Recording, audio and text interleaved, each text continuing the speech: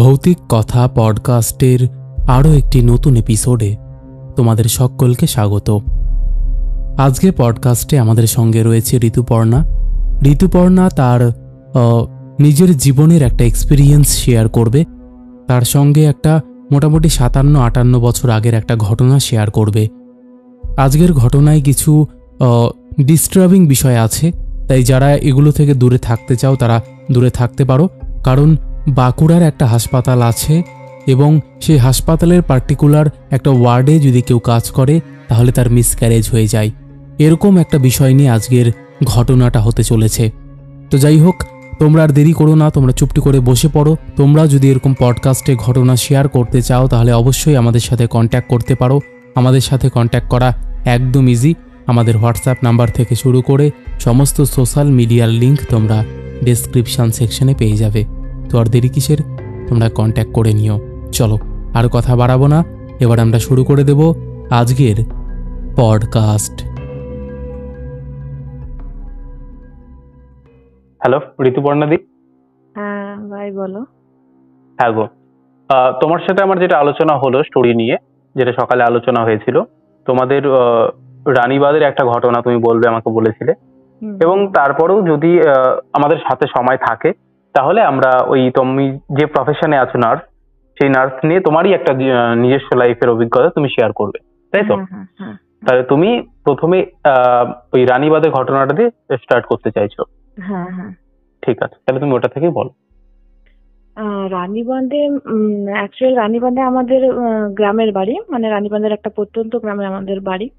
তো শুরু হয়েছিল আজ থেকে প্রায় 50 বছর আগে। মানে ছোটবেলাতে আমার ঠাকুমা বা পিসিদের কাছে ঘটনাটা শুনেছি, যখনই ভূতের ঘটনা কিছু, হ্যাঁ ঠাকুমা ভূতের ঘটনা বলো, ঠাকুমা বলছে দাঁড়া আমাদের বাড়িতে একটা ঘটনা ঘটেছিল, তোর বাবা যখন ছোট ছিল তখনকার ঘটনা বলি। এবারে তখন থেকে ঘটনাটা শোনা আমাদের, মানে পিসিদের কাছ থেকে ঠাকুমার কাছ থেকে অল্প অল্প করে শোনা, মানে যার যেটা এক্সপিরিয়েন্স সেটা বলেছে, সেখান থেকে আমার শোনা। তো ব্যাপারটা হয়েছিল, আমার দাদু যিনি বাবা, তার দুবার বিয়ে। মানে প্রথমকারের বউটা মারা যায়, মারা যাওয়ার পরে আরেকবার মানে আমার দাদুর মাকে তিনি বিয়ে করেন, কিন্তু প্রথমের যিনি স্ত্রী ছিলেন তার বাচ্চা আছে। তো ওখানে ওনার ছেলে, মানে আগের পক্ষের যে ছেলে, তো আমার বড় বাবা বলেছে, মানে বড় বাবা কি করেছে, মানে আমাদের 3টা গ্রামে জমি আছে, মানে জমি জায়গা বাস্তু ভিটে সব আছে। তো ওই দাদুটাও চেয়েছিল যে এই গ্রামে তো তাহলে তোমরা বাস করো, আমাকে পাশের গ্রামের জমি জায়গা দাও, আমি ওখানে আমারও চাষবাসটা দেখা হবে, আমি ওখানে গিয়ে থাকি, এরকম ব্যাপার। তো ওই বড় বাবা বলেছে ঠিক আছে তাহলে তুই যা, পাশের গ্রামে জমি জায়গা দেখাশোনাও কর, ওখানে থাক, সংসার টংসার কর। এবারেতে কি হয়েছে, এবারে সে তো মানে আমাদের বাড়ি থেকে পাশের গ্রামে, মানে বাড়ি ছাড়া, সে পাশের গ্রামে গিয়ে পরে বাড়ি টাড়ি করেছে। তো অনেক মানে সম্পর্ক সবাই আছে ঠিকঠাক, কিন্তু সে এক কাছে মানে থাকাটা আর হয় না। এরপরে থেকে কি হয়েছে, আমাদের ওই দাদুটা কোনো একটা শরীর খারাপ হয়েছিল, মানে একটু মানে বিশাল কোনো বয়স হয়নি, মানে মাঝামাঝি বয়স হয়েছিল, 40-50 45 এরকম বয়স হয়েছিল। মারা গেছে আমাদের রানীবাঁধ হসপিটালে মারা গেছে। মানে যেহেতু পাশাপাশি 2 গ্রাম, তো মাঝখানে আমাদের মিডিলটা পড়ছে রানীবাঁধ, তো ওখানে আমাদের হসপিটাল আছে, ওখানেই মারা গেছে। তখনকার দিনে তো আর অত হসপিটাল থাকেনি। হ্যাঁ, তো তখন আমার বড় বাবা বেঁচে থাকতে, যেহেতু ছেলে মারা গেছে, যতই হোক ছেলে তো, বলছে সে তো আমার কাছে সারা জীবন মানে রইলো না, সে ওইদিকে জমি দেখাশোনা করলো, ওইদিকে সংসার করলো, তাহলে এইখানে মানে মরার পরে মানে দেহটা এই আমাদের যেখানে আমরা অ্যাকচুয়াল থাকি ওখানে দাহ করা হোক। তো জোর মানে জানো, জোর মানে আমাদের এখানে ছোট ছোট নদীগুলোকে, মানে ছোট্ট নদী যেগুলো বর্ষার সময় শুধু জল যায়, বাকি সময় কিন্তু আর জল যায় না, এরকম জোর বলে একটি মানে নদী টাইপসের আছে, জোর বলা হয় আমাদের পাশে। তো ওই জোরেতে মানে দাহ করা হয় গ্রামের সমস্ত মানুষদেরকে, মানে ওই জোরের পাড়ে গিয়ে। জোরে মানে ওই সময় আমাদের এদিকে ওটা নালা বলে আর কি। আচ্ছা, না ব্রিজ থাকে, ওটার মধ্যে ব্রিজ থাকে, ব্রিজও থাকে ওটার মধ্যে। তাহলে ওরা তো বর্ষার সময় জল যায়, তো বাকি সময় তো জল যায় না, জোরের মাঝখানেই দাহ করা হয়, এরকম ব্যাপার। তো ওই দাদুটাকে মানে ওইখানেতেই জোড়ে দিয়ে দাহ করেছে। ওই গ্রামের একদম শেষ প্রান্তে জোরটা আছে, তাহলে ওখানে দাহ করেছে। আচ্ছা। দিয়ে এরা সবাই চলে এসেছে। এরপরেতে আমার দাদুরা মানে এই পক্ষের যে দাদুগুলো ছিল ওরা 5 ভাই। হ্যাঁ, তো আমাদের যে ছোট দাদু ছিল তাদের হচ্ছে কম্পোস্ট কম্পোস্ট খাল করার জন্য, মানে যেগুলো সার করার জন্য কম্পোস্ট খাল করা হয় তো। আচ্ছা। তখন কিন্তু সিমেন্টের বাড়ি ছিল না, কিন্তু ওইসব জিনিসগুলো খুব সিমেন্টের বানানো হতো। আমাদের মানে তখন বাড়ি ছিল, আমাদের গ্রামের বাড়ি ছিল মানে মাটির 2 তলা বাড়ি ছিল। ওটা উদ্দেশ্য কি, মানে সার তৈরি করা? হ্যাঁ, সার তৈরি করার জন্য কম্পোস্ট করা হতো। মানে ওই কম্পোস্টে ওই গোবরের লেয়ার, পাতা পচা খড়, এরকম মানে সমস্ত বুঝেছি, মানে ওগুলোর মধ্যে রেখে পচিয়ে ফেলতে। হ্যাঁ, পচিয়ে জমিতে দেওয়া হতো। তাহলে ওটা মিনিমাম 2 মানুষ মতো খাল করতে হয়। তারপরে ওইটা কিনা দিয়ে মানে সিমেন্ট দিয়ে ইট বালি দিয়ে বাঁধানো হয়েছে। এবারে জোরে যেহেতু বর্ষার সময় জল যায়, বাকি সময়টাতেও তো শুকনো জায়গাটা, তো তখন পলি জমা হয়। ওই পলি দিয়ে কিন্তু মানে বালি দিয়ে কিন্তু ওই কম্পোস্ট ইয়েটা তৈরি করা হবে। তাহলে ওটাতে সেই সময়তে আমাদের যে কাজের লোক ছিল, মানে যে আমাদের চাষবাস, গোয়াল টোয়াল, গরু বাছুর দেখাশোনা করতো, সে এখন ওই বালি আনতে গেছে জোরে, গরুর গাড়িতে করে বালি আনতে গেছে। আচ্ছা। সেই সময় ওই দাদুর মানে পোড়ানোর দাহ করার পরেও তো ওই হাড় এগুলো মানে কিছু কিছু থেকে যায় না, তো ওইখান থেকে ওই হাড়টাকেও তুলে নিয়ে এসেছিল। এবারেতে ব্যাপারটা কি বলতো ভাই, ভূত তো মানে জিনিসটা এমনই, মানে ওরা কিন্তু নিজের থেকে কোনো কারোর মানে মানে ব্যাঘাত করতে বা ক্ষতি করতে আসে না, যতক্ষণ না তাকে চালনা করা হচ্ছে। মানে ওই হিসেবে করলে তাই হয়, কিন্তু ইন জেনারেল আমরা রাস্তাঘাটে যেগুলো দেখি সেগুলোতে তো আমরা শুনি যে ভূতেরাও আগে থেকে কিছু করে। যাই হোক, হ্যাঁ, এবারেতে ব্যাপারটা হচ্ছে যে সে মানে সে তাকে যতক্ষণ না ডেকে নিয়ে আসছে, সে তো আর নিশ্চয়ই চলে আসবে না। তাকে হয়তো ডেকে নেওয়া হয়েছে। এবারে তো ওই কাজের লোকটার নাম ছিল যুগল। সে এবারেতে করেছে কি, ওখান থেকে ওই দাদুর হাড়টিকে তুলে নিয়ে এসে আর ওই রকম টুকটাক বিদ্যা জানতো, ওইটা নিয়ে এসে আর আমাদের ইয়েতে একটা কামরাঙা গাছ ছিল খামারে, ওই খামারে কামরাঙা গাছের তলায় ওটাকে পুঁতে রেখেছে। মানে লোকটা এতটাই বদমাশ দুষ্টু ছিল, ওই যে কাজের লোকটা, আমি ঠাকুমার কাছে শুনেছি, মানে ওই কিছু যদি খেতে না দেওয়া হতো, ধরো বাড়িতে কিছু একটা রান্না হয়েছে, পায়েস হয়েছে বা কিছু হয়েছে, ওকে যদি না দেওয়া হতো কোনো কারণে, ভুলে গেছি, মনে নেই, বা কারোর একটু অন্নপ্রাশন বা জন্মদিন হলেও পায়েস টায়েস করেছে, না দেওয়া হলে তখন সে বাচ্চাদিকে কাঁদাতো এইরকম। দিয়ে এরপরেতে যখনই বুঝতে পারতো যে বাচ্চা এত কাঁদছে, মানে যুগলেই কিছু করেছে, এবারেতে সেই কাঁটা দিয়ে কাঁটা তোলার মতো, যে কেন কাঁদছে গো এত, বলছে তুমি পায়েস টায়েস কাউকে দাওনি তাই এত কাঁদছে, এরকম করে মানে মানে ইয়ে করতে বলছে। ঠিক আছে, আমি পায়েস খাওয়াবো, ছানা বুলাও আমার আগে, মানে এরকম ব্যাপারটি হতো ঠাকুমার কাছে শোনা। তো লোকটা মানে একটু বদমাস টাইপসই ছিল। তো ওই কামরাঙা গাছের তলায় হাড়টাকে পুঁতে দিয়েছিল।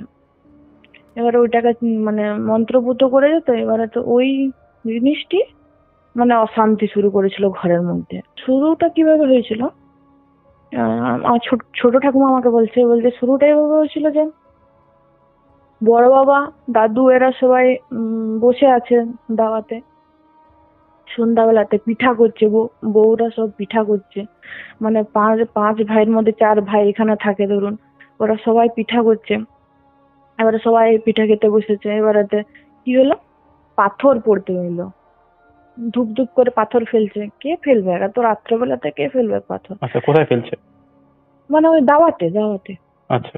দাওয়াতে সব ছেলেগুলো বসে আছে তো পিঠা খাচ্ছে, তখন ওখানে পাথর ফেলছে। এবার প্রথমে একটা পাথর ফেলেছে, দিয়ে করে দাদু বলছে কে ফেলে রে পাথর, তখন পাথরকে ছুঁড়ে বলছে, গিয়ে পরে দেখছে পাথরটা হচ্ছে সিঁদুর লাগানো আছে। আর পাথরটা মানে সেই স্টোন, মানে সে একদম শক্ত পাথরটা, মানে সে একটু পচা পাথর হয় না, পাথরগুলো যেগুলো ভেঙে যায়, যেগুলো মানে পলি জমে জমে পাথরগুলো হয় ওগুলো। পাথরটা দেখছে সিঁদুর লেগে আছে। কে ফেলেছে তার এনে দিকে ওরকম পড়ছে। দিকে দাদু বলছে মানে আমাদের আগেকার ঘর তো মানে বন্দুক ছিল। বড় বাবা তখন দাদুকে বলছে, যা তো আমার বন্দুকটা নিয়ে আয়, কে পাথর ছুঁড়ছে দেখি। না এরকম ব্যাপারটাই হয়েছে। তারপরে আর কোনো ইয়ে নাই, খোঁজ খবর নেই কে পাথর ছুঁড়লো। দেখছি এরকম সিঁদুর লাগানো পাথর পড়ে আছে। ওই হলো একটা ঘটনা। তারপরেতে পিসিরা সব, আমার 5 পিসি, বাবা, তারপরেতে আরো সব দাদুদের ছেলে মেয়েরা সবাই, মানে ঘরে অনেক বাচ্চা। না বাবা তখন অনেক ছোট, মানে ঠাকুমার বলে যে বাবা তখন প্রায় 5-6 মাসের এরকম। আর পিসিরা যথেষ্ট বড় বড়। এবারে গ্রীষ্মকালের দিন সবাই মানে উঠানে শুয়েছে, খাটিয়া পেতে শুয়েছে। এবারেতে পাথর পড়েছে, মানে কারো গায়ে পড়ছে না, কিন্তু ঝমঝম ঝমঝম করে যেমন পাথর পড়ছে, পাথর বৃষ্টি যেমন হয় ওইরকম পাথর পড়ছে। আচ্ছা। এবারে ঠাকুমা বলছে মানে যে ছোট ছোট ছানাদিককে কেন ভয় ভয় পাওয়াচ্ছ, যেই বটো ছোট ছোট ছানাদিককে ভয় পাইও না, কেন এরকম করছো আমাদের সাথে, কি আমরা কি করেছি, যেই হও এরকম করো না আর। চুপ হয়ে গেল। সেদিন আর কিছু নাই। ওইটা মাটির যেহেতু ঘরটা, মানে আমাদের সে মাটির 2 তলা হলেও ওটাকে কঠাই বলে, তাহলে কঠা ঘরে আছে তো। এবারে সেটা সিঁড়ি আছে, সেই সিঁড়িতে ঠাক দিয়ে সিঁড়িতে মানে জুতা টুতা হেনা তেনা সাজানো আছে। ওই জুতোগুলোকে নিয়ে এসে করে উঠানে ফেলছে, এরকম করছে, মানে এরকম দৌড়াতে শুরু করছে, মানে জুতা ফেলছে। কখনো ঝাড় দিয়েছে, ধরো ঠাকুমারা ঝাড় দিয়েছে, ঘর তো ঝাড় দিয়েছে, ঘরে গিয়ে আবার ধুলা করে দিয়েছে। মানে বাইরে থেকে ধুলা এনে, মানে হচ্ছে মানে দেখতে পাচ্ছে জিনিসটা হচ্ছে, কিন্তু কে করছে না করছে কিছু বোঝা যায় না, বুঝতে পারছে না। ভাতের হাঁড়ির সামনে কয়লা, মানে চুল নুড়ি এরকম পড়ে আছে। এবারে তো যথারীতি যতই ভূতের হোক, মানে মানে এই ঘটনাটা অনেকটা লেন্দি হলে না জিনিসটা ভয় থাকে না, তখন মানে বিরক্ত লাগে জিনিসটাকে, প্রচুর রাগ হয় তখন। কি হয়েছে এরকম, ওরা ভয় পাচ্ছে। হ্যাঁ সয়ে গেছে, জিনিসটা সয়ে গেছে। ঝাঁট দিচ্ছি, ঝাঁট দেওয়ার পরে দেখছি আমার ইয়েতে নোংরা পড়ে আছে, আবার ঝাঁট দিচ্ছি। তারপরে ভাতের হাঁড়ির সামনে খাবার দিতে যাচ্ছি, তখন চুল নোড়া। যতই হোক খাবার জিনিস একটা, সেখানে তো চুলের যদি ইয়ে থাকে সেগুলো বিরক্ত লাগবে না। এরকম করতে করতে একদিন কি হয়েছে, আমার বড় দাদুর যে বড় ছেলে, তাকে খুঁজে পাওয়া যাচ্ছে না। কোথায় গেল দেখছি আমাদের পুকুর পাড়ে বট গাছ আছে, বট গাছের মানে সকাল থেকে খুঁজে পায় না, সন্ধ্যাবেলায় দেখছি বট গাছের ওখানে তো সে ঘুমাচ্ছে, বট গাছের ডালের মধ্যে সে ঘুমাচ্ছে, পরেও নেই কিছুই নেই ডালে। হ্যাঁ সত্যি, মানে সবাই বলছে যে কি করে গেল ওখানেতে। এবারে সে ছোট ছিল যথেষ্ট, সবাই বলছে গিয়ে পরে ঘুমিয়ে গেছে। এবারে সে যত ছোটই হোক, সে ডালের মধ্যে গিয়ে পরে ঘুমিয়ে গেছে। বলছে যখন তাকে নামিয়ে আনা হয়েছে, জিজ্ঞাসা করছে কি করে তুই দিলি, বলছে আমার কিছু মনে নেই। তাহলে স্বাভাবিকভাবে মানুষ ধরে নিবে যে ওইটা ওই কারণেতেই হচ্ছে। এরপরেতে মানে কি হতো তখন, যদি এরকম মিডিয়া বা ফেসবুক থাকতো না, মানে মানে আমার দাদু বলে যে এত ফেসবুক থাকলে পরে তো এই চারদিকে মানে সবাই জেনে যেত ব্যাপারটা, এমন মানে ইয়ে হয়েছিল। ওইরকম গোটা আশেপাশের গ্রামের থেকে সব বিকেলবেলা হলেই চলে আসতো, চ ওদের ঘরে এরকম কাণ্ড হচ্ছে, চ দেখতে যাবো। চারদিকের লোকরা সব চলে আসতো। এবারে যখন বলতো ওরা বসে আছে কিছু হয় না, বলছে ও তোমরা মিথ্যা কথা বলছো, এসব কি আরো হয়? বলছে না গো, মিথ্যা কথা বলিনি, দেখো কিছুক্ষণ বসো, দেখো হয়ে যাবে। কোথা থেকে সে গোবর ফেলা সেই ঝুড়িগুলো এসে বেড়াতে, সেগুলোকে ফেলে দিয়েছে, রিজেক্টেড, মানে ওগুলো নষ্ট হয়ে গেছে। সেগুলো ধপ করে উঠানে, অত লোক বসে আছে ওখানে উঠানে পড়ে গেল। তখন সবাই বিশ্বাস করছে হ্যাঁ সত্যি তো ঘটনা। খুব যখন জ্বালাচ্ছে তখন ঠাকুমারা বলছে তোর এতই তুই যে সমস্ত জিনিসপত্র এনে করে ফেলছিস, যা আমি টাকা আনবি, যা আমাদের টাকা পয়সা আনবি, যা এতগুলো ছেলে মেয়ে মানুষ করতে হবে, যা টাকা আনবি, যা কোথার থেকে তুই এত জিনিসপত্র এত আনিস তো, টাকা আনবি, যা আমাদেরকে টাকা দে। এবার ভূত টাকা কোথায় পাবে? সে করছে কি, চাল ধোয়া যে দেখবে একটা টোকা বলে, মানে ফুটো ফুটো ফুটো ফুটো থাকে চাল ধোয়ার জন্য, পুকুরে চাল ধোয়ার জন্য, ওটাতে জল ইয়ে করে চাল ধোয়া হয় আর জলটা বেরিয়ে যায়, মানে আমাদের গ্রামের দিকে টোকা বলে। টাকা খুঁজলে টোকা এনে ফেলতো, কোথায় ভাঙা, যার ঘরে পারতো মানে আমাদের বাকুলের মধ্যে যার ঘরে পারতো তার ঘর থেকে টোকা এনে ফেলে দিত মাঝখানে, উঠোনের মাঝখানে ফেলে দিত। জিনিসটা তো এরকম হয়েই যাচ্ছে, দৌড়াতে শেষ না। আরো আরেকটা ঘটনা বলতে ভুলে গেলাম। ইয়ের মধ্যে মানে ছাদের মানে ছাদ ছিল না তো, তখন চাল ছিল, খড়ের চাল ছিল। বলছে খড়ের চালের মধ্যে আগুন লেগে গেছে। হঠাৎ করে দেখছে দুপুর বেলাতে খড়ের চালের মধ্যে আগুন। কি করে লাগবে ওইখানে, অত উপরেতে দুতলা, যতই হোক দুতলা একটা তো হাইট আছে, ওই অত উপরে কে আগুন দিবে। তো আগুন লেগে গেছে, এবারে সব আরো ধর ধর করে করে আবার আগুন নিভাচ্ছে, নাহলে তো ঘর টর সব পুড়ে যাবে। এরকম দৌড়াত্রিটা শুরু হয়েছে। এবারে অল্প অল্প থেকে মানে একদম যাচ্ছে তাই কাণ্ড হয়ে যাচ্ছে। তারপরে কি করেছে আমার দাদু, বলছে না এটা তো বিহিত একটা তো করতেই হবে। দিয়ে একটা মানে আমাদের এই রানীগঞ্জে বাড়ি, ওকে নিয়ে এসেছে। ওর আবার কি ছিল দাদা, এই ওর ট্র্যাকিওস্টমি হয়েছিল। হ্যাঁ, তো ট্র্যাকিওস্টমি গলার মধ্যে একটা ফুটো ছিল, সে নিঃশ্বাস ওইখানটা দিয়ে নিত। আচ্ছা আচ্ছা। তো ওই রকম সে যখন মন্ত্র বলতো মানে ওই রকম একটা ফস ফস করে আওয়াজ হতো। হ্যাঁ, মানে ওই ঠাকুমা বলে দেয়, বলে ওই দাদুটা এসেছিল, এসে কোথাতে সে বলছে, সেও কালী মায়ের ভক্ত।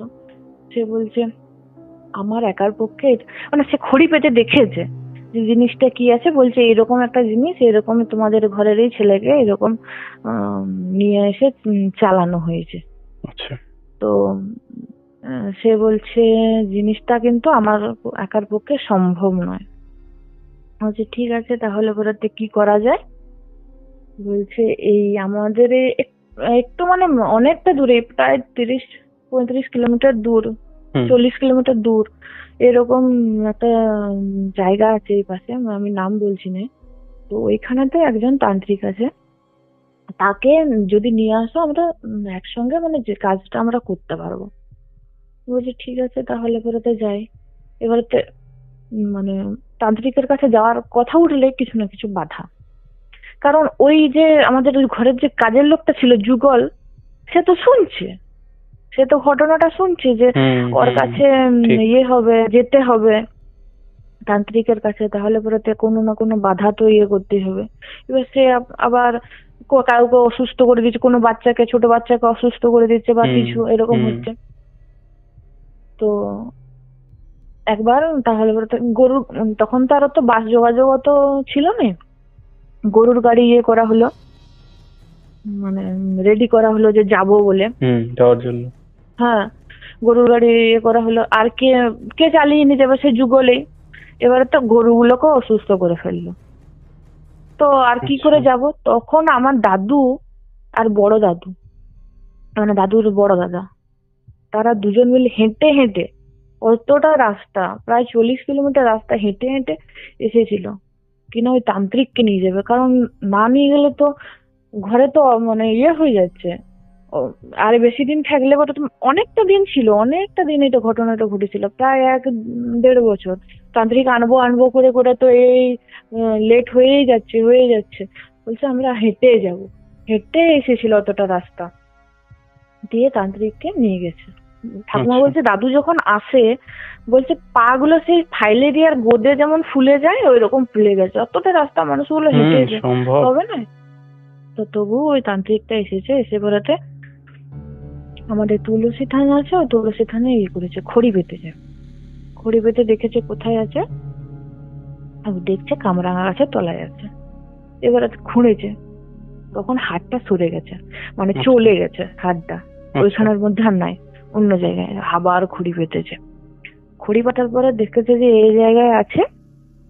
গিয়ে করে ওখানে একটা গন্ডি মন্ত্র দিয়ে গন্ডি করেছে, মানে কি বলে ওটা, মন্ত্র দিয়ে মানে ওই জিনিসটাকে বেঁধেছে ওই জায়গাটাকে, বুঝেছি। দিয়ে করে ওটাকে খুঁড়েছে, ওই কলসির মধ্যে, একটা কলসিকে মধ্যে রেখেছে। এবারে তো বাড়ি টাড়ি সব বেঁধে টেঁধে দিয়েছে। তান্ত্রিকটা বলছে এরপর আর কোনো অসুবিধা হবে না, আমি এটা নিয়ে চলে যাচ্ছি, আর কোনো অসুবিধা নেই।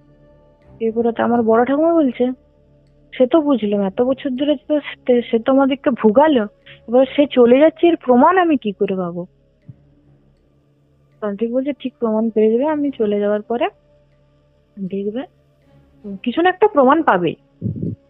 এবারে ঠাকুমা বলছে মানে গোটা গ্রামের লোক তো দেখতে চলে এসেছে সব, মানে যে কি হচ্ছে এদের ঘরে, এত মানে এতদিন ধরে তো শুনে যাচ্ছে, এতদিন ধরে মানে এত এত ঘটনা তো তারা তারা নিজেরাও দেখেছে, সবাইকার মুখ থেকে শুনেওছে। এরপরেতে বলছে বড় ঠাকুমা বলছে তাহলে বড়তে কিছু না কিছু একটা তো প্রমাণ দিয়ে যেতে হবে যে চলে যাচ্ছে বলে। বলছে ঠিক আছে, বলছে এত লোক দাঁড়িয়ে আছে, যখনই তান্ত্রিকটা বেরিয়ে চলে গেল, তো একটা ফলন্ত পেঁপে গাছ, হ্যাঁ পেঁপে গাছ মানছি শেষ মানে নরম গাছ, কিন্তু সে একটা ফলন্ত পেঁপে গাছ, মানে মানে যথেষ্ট সে সবল পেঁপে গাছটা, ঝড় নাই বাতাস নাই, দুম করে পড়ে গেল। তান্ত্রিক চলে গেলেন ওই কলসিটা নিয়ে, তারপরে আর মানে আর কিছু হয়নি তারপর থেকে।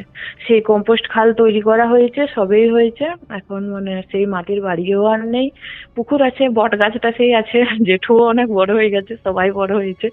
তো আমার পিসিদের কাছ থেকে মানে বিশেষ করে বড় পিসির কাছ থেকে ঘটনাটা শুনতে পাই, কারণ বড় পিসি তখন যথেষ্ট বড়, প্রায় 12-13 বছরের মেয়ে, সে তো দেখছে ঘটনাগুলো। এবারে বাবা ছোট পিসি এরা ছোট, কিন্তু বাকি সব পিসিরা তো জানে, তাহলে ঠাকুমা এই বড় পিসি এদের কাছ থেকে এই ঘটনাগুলো শুনেছে। মানে ছোটর থেকে, আমাদের ছোটর থেকে যদি ভূতের ঘটনা শুনতে মানে কারোর কাছে যদি বলতাম ভূতের ঘটনা, বলো আরে বাবা আমাদের বাড়িতে তো ভূতের ঘটনা আছে, তখন নতুন করে আর কি বলবো, দিয়ে ওই একই ঘটনা শুনে শুনে বড় হয়েছি আমরা। ঘটনাটা মোটামুটি যা বুঝতে পারছি 40-50 বছর বেশি হবে হয়তো। হ্যাঁ হ্যাঁ হ্যাঁ, মানে আমার বাবার তখন 6 মাস বয়স, আমার প্রায় আমার বাবা আর 2 বছর চাকরি আছে, মানে প্রায় তাহলে 58 প্রায় 57 বছর আগের ঘটনা। হ্যাঁ হ্যাঁ হ্যাঁ হ্যাঁ। মানে ওই ক্রিয়া করার পর থেকে আর কোনো সমস্যা হয়নি? না না না, ওই ক্রিয়া করার পর থেকে মানে জিনিসটাকে তো তুলে নিয়ে চলে গেল, জিনিসটা যদি থাকতো তাহলে হতো, জিনিসটাকে তুলে নিয়ে চলে গেল। তারপরে ওই যে কাজের লোক সেও মারা গেছে, অনেকদিন আগে মারা গেছে। মানে যিনি করেছিলেন তিনিও বহুত মানে অনেক স্ট্রং ছিলেন।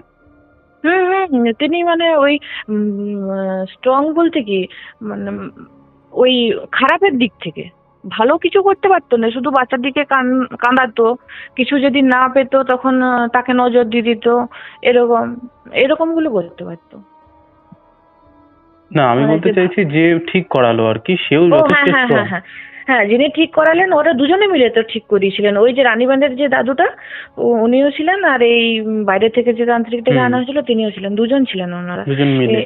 হ্যাঁ দুজনে মিলে। আর এই রানীবাঁধের যে দাদুটা ছিল ইনিও যথেষ্ট স্ট্রং ছিলেন, কিন্তু তা মানে এই জিনিসটা অনেকটা পুরনো হয়ে গেছিল না, আর তারপরে তো সে তো আর ওই কাজের যে যুগল, ও দাদুই বলি, যে যুগল দাদু ছিল সেও তো মানে তাদের মুভমেন্ট গুলো দেখছিল না, সেও তো চেষ্টা করছে যে জিনিসটাকে রাখার, আর এরা চাইছে করা, তাহলে ওরা একার পক্ষে হচ্ছিল না। ভাবো মানে এরকম একটা লোক যদি বাড়ির মধ্যেই থাকে তাহলে কতটা বিপদ। আর তাড়াবে কি করে? এবার তাড়ালে পরে তো তোমারও সে আবার মানে ক্ষতি করবে, তাহলে বলে তো থাক, তুই ঘরেই থাক, ঘরের কাজ কর। সে কিন্তু কাজ করতো, কিন্তু ওই একটা দুটো ইয়ে ছিল। মানে সেটা তোমরা কি একবারে পরে গিয়ে বুঝতে পারলে নাকি প্রথম থেকে বুঝতে পেরেছিল? না, বলে দিয়েছিল, মানে ওটা শেষে একদম। হ্যাঁ হ্যাঁ হ্যাঁ, বলে দিয়েছিল যে তোমাদের ঘরের এই যে কাজ করে সেই এটা করেছে, সে মেনেও ছিল, কিন্তু কি আর করবে, সবাইকার দয়ার শরীর, তাকে আবার কোথায় ইয়ে করে দেবে, গরিব মানুষ সে ঘরে, আমাদের ঘরে দেখো মানে চাষবাসের কাজ, মানে গোয়ালের কাজ সবই সে করতো, কর, তাহলে আর কি করা যায়। কিন্তু তাড়িয়ে দেয়নি ওটা। আর তারপরে তো মারা গেছে, অনেক হলো। আচ্ছা আচ্ছা, মানে আমিও দেখিনি ওই দাদুটাকে। এত বছর আগে ঘটনা যখন না দেখাটাই স্বাভাবিক, হ্যাঁ তাই না? বাবারাও তখন ছোট, বাবারাও ছোট ছিল, মানে এই ঘটনাগুলো যে বাবার কাছ থেকে শুনবো সেরকম নয়, বাবাও সেই অন্যের কাছ থেকেই শুনেছে, কারণ তারা তো যথেষ্ট ছোট। 6 মাসে উনি কি বুঝবেন। এমনকি আমার বড় জেঠু যে ছিল, যাকে ওই গাছের মধ্যে তুলে দিয়েছিল, তারও মনে নেই যে কি করে গেছে। একটা 3-4 বছরের ছেলে খেলতে খেলতে তাকে তুলে দিয়েছে গাছে। সে আবার গাছের সাথে গাছটা আবার কেমন দেখো, গাছটা হচ্ছে আরো মানে প্রপার যে বট গাছ সেটাও নয়, তাল গাছের মাঝে বট গাছ সে ইয়ে করে উঠেছে। হয় না, হুম হুম সেই হুম। সেই গাছটি। মানে সেটা তো মানে খুব তাল, চিকন গাছ, মানে খুব বেশি বড়ও না, তাই যা বুঝতে না না পারছি। না খুব বেশি বড় নয়, আবার হচ্ছে তোমার যে বট গাছ হলে পরেতে এই তাল গাছ তো সোজা সোজা উঠে যাচ্ছে, আর হুম, সেই গাছের উপরে উঠছে গাছটা, তার একটু ইয়েতে গিয়ে ডালপালা ফেলেছে। বুঝেছি বুঝেছি। আচ্ছা, এবার তোমার লাইফে যে একটা স্টোরি মানে ঘটনা ঘটেছিল, স্টোরি বলাটা ভুল হচ্ছে আমার, যে ইনসিডেন্টটা হয়েছিল সেটা একটু শুনি। মানে ইনসিডেন্টটা তো আমার সাথে হয়েছে, মানে আমি এটা ভাবলেও এখনো মানে ভয় ঠিক লাগে না, কিন্তু আমি ভাবি জিনিসগুলো কি হয়েছিল। মানে ব্যাপারটা হচ্ছে আমি একজন নার্সিং স্টাফ, আমি হসপিটালের নাম এখানে বলছি না, হুম, কারণ ঠিকই গভর্নমেন্ট আছে। হসপিটাল এখন নাম বললে পরে তো প্রবলেম আমার হুম সার্ভিসের হুম ক্ষেত্রে। হুম হুম তো আমার ফার্স্ট পোস্টিং ওখানেতে।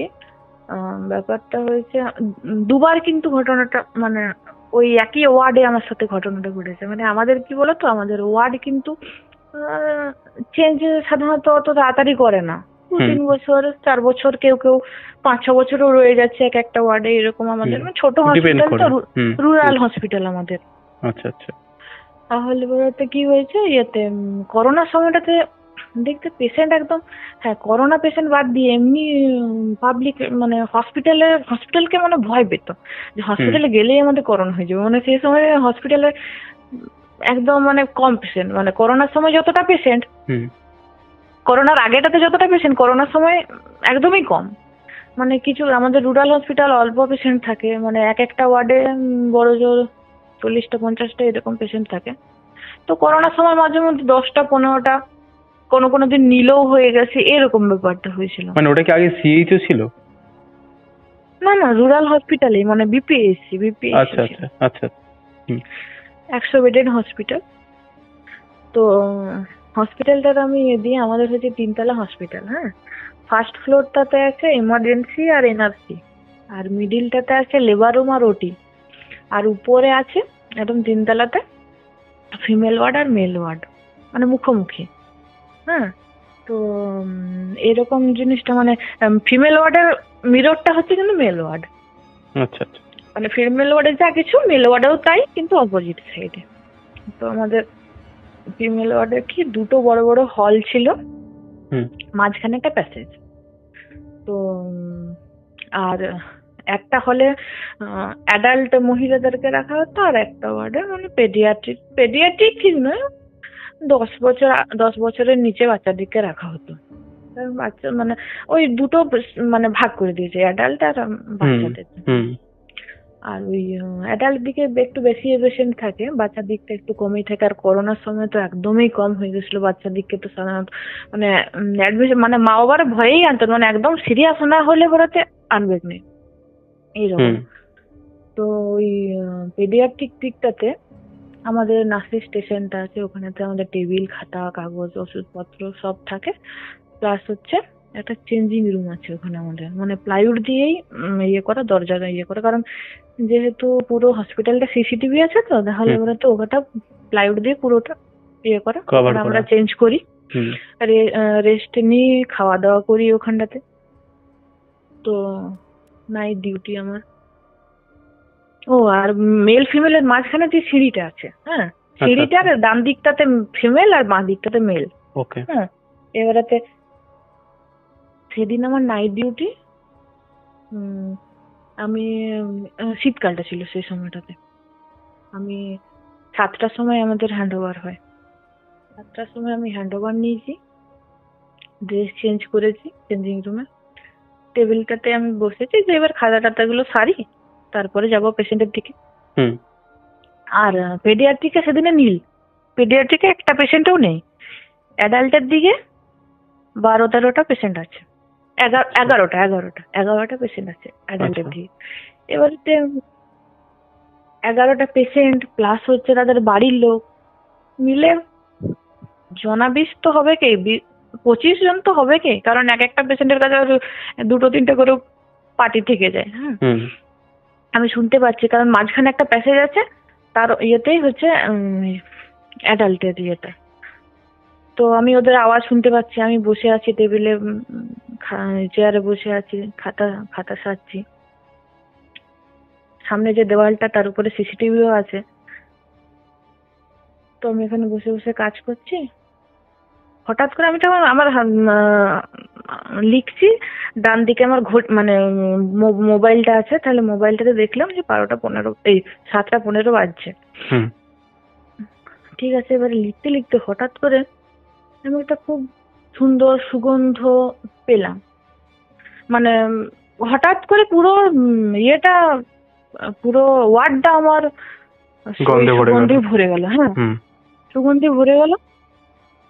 আমার হাতে পেন আছে, আমি ডায়েট খাতায় লিখছি, নাম, পেশেন্টের নাম লিখছি। লিখতে লিখতে মানে আমিও থেমে গেলাম, যেমন এত সুগন্ধ। আর মনে হলো আমার গোটা গাটা ভারী হয়ে গেল। আমি ঘাড় ঘুরাতে পারছি না, না আমি ডান দিকে তাকাতে পারছি, না আমি বাঁ দিকে তাকাতে পারছি।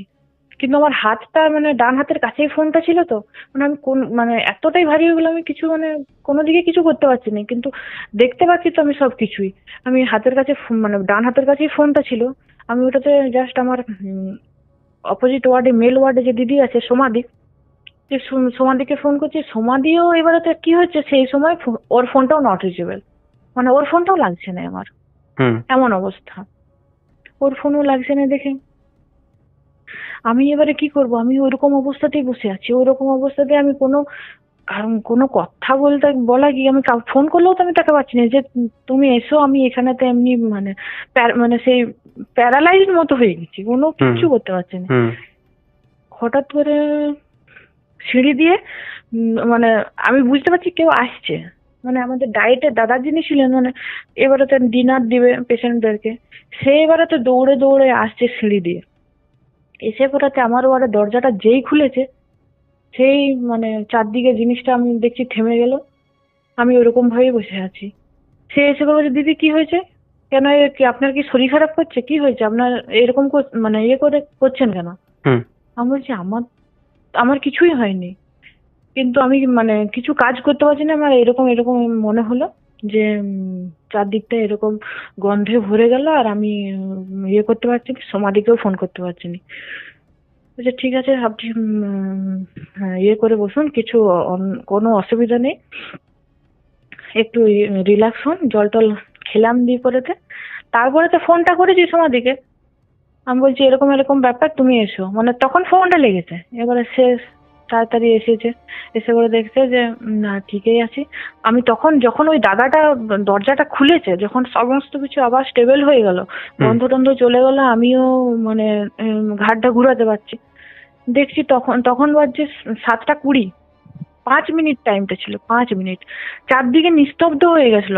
ভাবো, আমার পাশের রুমটাতে 11টা পেশেন্ট, তার বাড়ির লোক, আর মেয়েদের ওয়ার্ড, মানে বুঝতেই পারছো মানে কি ক্যালমেল হয় জিনিসটা, কি চিৎকার হয়, কোলাহলটা হয়।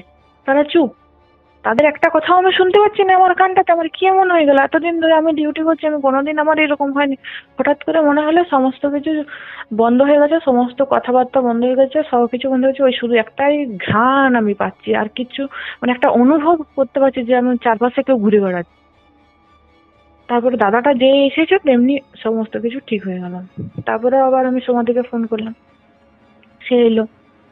কিন্তু তারপরে যে ওই মানে 5 মিনিট বা 10 মিনিটের যে ঘটনাটা ঘটেছে, আমার কিন্তু তারপরেতে আমার ওইটা নিয়ে আর কোনো কিছু ফিলিংসই হয় না।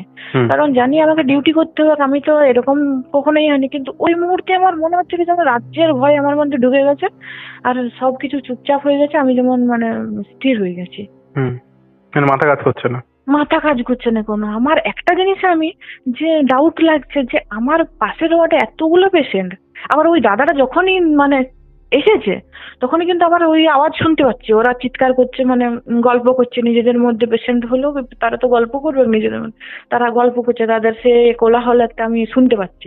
কিন্তু ওই মুহূর্তে আমি মানে সবকিছু ব্ল্যাঙ্ক হয়ে গেছিলাম। কিন্তু আমি বুঝছি যে হ্যাঁ, আমার নাইট ডিউটিতে এসেছি, তার একটা ইয়ে আছে। কিন্তু আমি 7টার সময় ঢুকেছি, 7:15 সময় আমি টেবিলে বসেছি, 7:20 মধ্যে কি এমন ঘটনা ঘটে গেছে আমি ব্ল্যাঙ্ক হয়ে যাবো। এই ঘটনা একদিন হয়েছে। আর হচ্ছে গ্রীষ্মকালটার সময় একবার হচ্ছে ওই ওয়ার্ডে গ্রীষ্মকালটার সময় ইয়েতে আছি, ডিউটিতে আছি, সেই সময়টা তো ওইরকম পেশেন্ট একদমই কম হয়ে গেছে করোনার সময়টাতে। রাত 2টা বাজছে তখন। আমি বলি আর কতক্ষণ ইয়ে করবো, চেয়ারে বসে থাকবো টেবিলে, কারণ সমস্ত কাজ আমি কমপ্লিট করে ফেলেছি বলে একটু রেস্ট নিয়ে গিয়ে পড়াতে রুমটার ভিতরে। এরপরেতে তাহলে গেছি সমস্ত কাজ বাজ কমপ্লিট করে দিয়ে একটু বলি তাহলে এবার রেস্ট নিই, পেশেন্ট আসলে পরে তখন আসবো, আরো ভোরের থেকে আমাকে ইনজেকশন স্টার্ট করতে হবে, তাহলে একটু রেস্ট নিই। এবারে আমাদের ড্রেসটা তো জানোই যে চুড়িদার, তার উপরে অ্যাপ্রন পরতে হয়। অ্যাপ্রনটা একটু মোটা কাপড়ের থাকে, গরম বেশি লাগে। তো যেহেতু চেঞ্জিং রুমের ভিতরে আছি, বললাম একটা বেড আছে রেস্ট নেওয়ার জন্য, তাহলে আমি বলছি কি অ্যাপ্রনটাকে খুলে রেখেছি, খুলে রেখে আর চুড়িদারটা যেটা পরে আছি ওইটা পরে আমি বলি একটু একটু শুই, ফোনটাই দেখি না হয়। এবারে তো ফোন দেখতে দেখতে হঠাৎ করে মানে তন্দ্রা তন্দ্রা ইয়ে হয়ে গেছে, যে এবারেতে আমি মানে চোখটা লেগে গেছে। যখন আমি চোখ খুলি তখন দেখছি আমি মানে আমার যে নার্সের স্টেশনে মানে চেঞ্জিং রুমের বাইরে যে আমার টেবিল চেয়ারটা আছে, আমি দেখছি চেয়ারে বসে আছি উইদাউট অ্যাপ্রনে, আমি চেয়ারে বসে আছি শুধু চুড়িদারটা পরে। সামনে আমার সিসিটিভি ক্যামেরা, আমার এইটুকু সেন্স নাই যে আমি সিসিটিভি ক্যামেরার সামনে যাচ্ছি, আমি অ্যাপ্রন ছাড়া যাব? আমি কি করে এলাম এইটার মধ্যে? জাস্ট আমি রুমটা শুয়েছি, হঠাৎ করে দেখছি আমি চলে এসেছি, মানে চোখটা খোলা মাত্র আমি চলে এসেছি হচ্ছে ইয়েতে চেয়ারে। আর আমার যে ঘুমের ঘরে হাঁটা অভ্যাস বা এরকম কিছু আমার নেই, কিচ্ছু নেই আমার এরকম। আর সেদিনও ওই পেডিয়াট্রিক ওয়ার্ডটা নীল ছিল। আর যেহেতু ওখানটাই আমাদের মানে কাজ বাজ সমস্ত কিছু করতে হয়, তাহলে বলতে আমি আর কোথায় যাব, ওখানে আমাকে থাকতে হবে। আমার এতটা পরিমাণে ভয় লেগেছে, আমি জাস্ট মানে ওই রুমটাতে ঢুকতেও ভয় লাগছিল, কিন্তু করার কিছু নেই, চারদিকে তো কেউ নেই। আমি জাস্ট মানে অ্যাপ্রনটাকে নিয়েছি, ওটা পড়তে পড়তেই দৌড়েছি একদম শয্যা এমার্জেন্সিতে। আমার একটা বান্ধবী ছিল, আমি তাকে বলছি এরকম এরকম ব্যাপার ঘটেছে, বলছে না এরকম তো ইয়ে হবে না, এরকম কি করে, তুই হয়তো ঘুমের ঘরে কিছু হচ্ছে। আমি বলছি আমি ঘুমাইনি, আমি তো 2টা পর্যন্ত জেগে আছি। তখন বাজছে কটা, 2:20 বাজছে, 2:20। আমি ফোন ঘাটছিলাম, আমি ফোন ঘাটতে ঘাটতে, আর পেশেন্ট তো সব ঘুমাচ্ছে, 2টার সময় কে জেগে থাকবে? পেশেন্ট পার্টি সবাই ঘুমাচ্ছে। আমি এবারেতে আমি বলি পেশেন্ট আসলে পরেতে আমি উঠবো, আমি একটু মানে রেস্ট করি, সে এরকম অবস্থা। এবারে তো আমি তার কাছে গেছি, এবারে তো সে আবার আমার সাথে এলো, সে আরো পেশেন্ট পার্টির দিকে বললো যে যেহেতু ওই ওয়ার্ডটাতে কেউ নাই, মানে হঠাৎ করে যদি এরকম হতে থাকে তাহলে তো মানুষের মানে হাটেও তো পড়ে না, এবারে যদি কিছু হয়ে যায়, অসুস্থ হয়ে যায়। এবারে তো সে আমার সাথে এসে পেশেন্ট দিকে সব বললো, যদি কোনো দরকার হয় ইমার্জেন্সিতে আসবে, দিদিমণি তোমাদের ওখানেই আছে। এবারে সারা রাত আমি ওখানে ছিলাম। ভোরের বেলা ইনজেকশন, মানে সারা রাত মানে কি ওই 2:30 থেকে 4টা পর্যন্ত। এবার ভোরের বেলা ইনজেকশন দেওয়ার সময় আমি উপরে এসেছি, তার আগে আমি আসিনি, এত ভয় লেগেছিল। দিয়ে পরেতে আমি ওখানেতে ওয়ার্ড মানে ইয়ের মধ্যেই, আমাদের চেঞ্জিং রুমের ভিতরেই ঠাকুরের, যিশু বাবার, আল্লাহর সব মানে ওই কাবা ঘরে সব ইয়ের মানে আমাদের ওয়ার্ডটা ছিল প্রত্যেকটা ধর্মের মানে মানুষ ছিল, হিন্দু মুসলিম খ্রিস্টান, তো সবাইকার যে যা বিশ্বাস সেটি আমি রাখিছি, যে আমার মানে ভয় যাতে না লাগে। মানুষের তো ওইটাই শক্তি না, ভয়ের ইয়েতে। তবে ওই ওয়ার্ডের মানে এই দুটো ঘটনা তো আমার সাথে ঘটেছে, কিন্তু এটা ওই ওয়ার্ডটাতে আমাদের যে আমাদের স্টাফরা মানে বিয়ে করলো, ফ্যামিলি প্ল্যানিং এর মানে আছে, এবার কনসিভ করলেই অ্যাবর্শন হয়ে যায়। 2টো দিদির ওরকম হলো কনসিভ, একটা দিদি তো 2বার ধরে হলো, সে আবার ওয়ার্ড চেঞ্জ করলো, তারপরে তার অন্য ওয়ার্ডে মানে তার মেয়ে হয়েছে। আর একটা দিদি তো কনসিভ প্রথমবারে করলো, অ্যাবর্শন হয়ে গেল, দ্বিতীয়বারে কনসিভ করলো, সেটা হয়ে গেল মোল প্রেগনেন্সি। মানে এটা একটা মানে প্রেগনেন্সির একটা আছে, মানে মানে ওইটা প্রেগনেন্সিটা মানে ওইটা কন্টিনিউ করা যায় না, ওইটাকেও অ্যাভয়েড করতে হয়। কিন্তু কি হলো, ওকে যখন অ্যাবর্শন করতে হলো, দিদিটা মারা গেল। তখন ওই দিদিটা যখন মারা যায়, তখন কিন্তু আমি সেই চাকরিতে ঢুকেছি, সেই সময়টা সবে? মানে আমি চাকরিতে ঢুকেছি তার 1-2 মাস পরে ওই দিদিটা মারা গেছে, কিন্তু আমি এই ঘটনাগুলো জানতাম না যে এরকম এরকম ব্যাপার। ওই জন্য করে তো আমাদের যারা ওই ওয়ার্ডে আমরা ডিউটি করতাম, কোনো আনম্যারিড যারা বা একটু বয়স হয়ে গেছে, বাচ্চা কাচ্চা বড় হয়ে গেছে, তারাই ওই ওয়ার্ডে ডিউটি করতো। না হলে করে তো যাদের মানে নতুন বিয়ে হয়েছে বা ফ্যামিলি প্ল্যানিং এর কোনো ইয়ে আছে, তারা কিন্তু ওইখানেতে এই ডিউটি করতো না। না।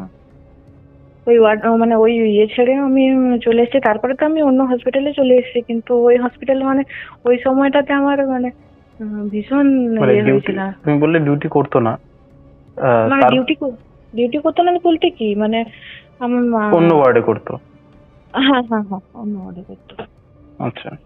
মানে ওই যে দিদিটা অ্যাবর্শন হয়ে গেছিল বললাম, সে যখন অন্য ওয়ার্ডে গেল, অন্য ওয়ার্ডে সে কনসিভও করলো, গিয়ে পড়েতে বাচ্চাও হয়েছে, বাচ্চা বড় হয়ে গেছে, এখন তো স্কুলে পড়ে তার বাচ্চা। আচ্ছা, এখন কি তুমি হাসপাতালে আছো না অন্য হাসপাতাল? না, আমার হাসপাতাল মানে আমি ট্রান্সফার নিয়ে নিয়েছি, অন্য অন্য ডিস্ট্রিক্টেও চলে গেছি। আচ্ছা আচ্ছা, মানে তাহলে সেটার পরে তুমি সেটার পরেই মানে ট্রান্সফারটা নিয়েছো নাকি তারপর আরো কিছু সেটার হয়েছে? পরে ট্রান্সফার নিইনি, সেটার পরে নিইনি আমি। ওই ঘটনাগুলো ঘটেছে, তারপরে তো ওই বললাম না ঠাকুরের ছবি টবি লাগিয়েছিলাম, এবারে সবাই মোটামুটি একটু একটু হলেও ভয় পেত ওই জিনিসটাকে।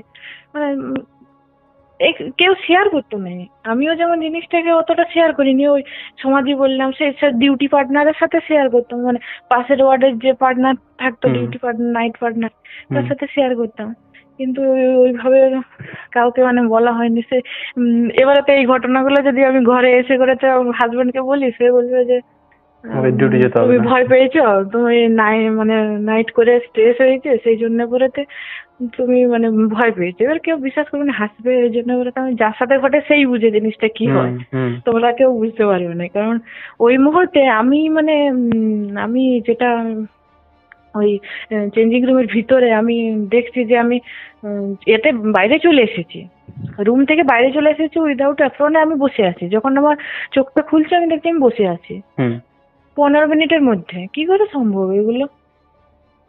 আর আমরা মানে এত মানে ঘরে, হ্যাঁ ঘরে ঘুমাচ্ছি, অঘরে ঘুমাচ্ছি, সেটা আলাদা। ডিউটি গিয়ে কেউ ঘুমাতে যায় না, ডিউটি গিয়ে পরে তো কারোর ঘুম হয়?